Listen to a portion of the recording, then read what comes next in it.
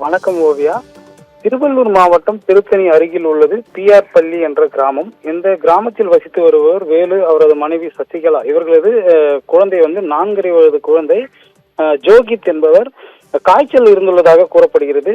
இதனால் பார்த்தோமானால் மருத்துவமனைக்கு அழைத்து சென்று மருத்துவர்களின் பரிந்துரையின் பேரில் மாத்திரை குழந்தை பெற்றோர்கள் அளித்துள்ளனர்.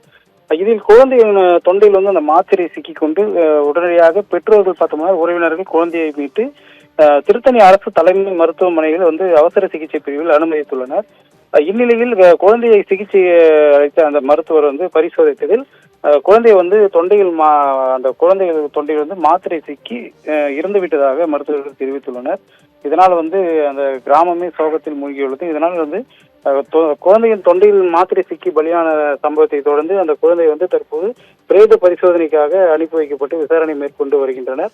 குறிப்பாக குழந்தைக்கு மாத்திரை அளித்த போது அந்த மாத்திரை தொண்டையில் சிக்கியதாக கூறப்படும் நிலையில் இது எவ்வாறு சிக்கியது என்ற கோணத்தில் காவல்துறையிடம் விசாரணை மேற்கொண்டு வரும் நிலையில் 4.5 வயது குழந்தை தொண்டையில் மாத்திரை சிக்கி உயிரிழந்த சம்பவம் திருத்தணி பகுதியில் சோகத்தை ஏற்படுத்தி உள்ளது.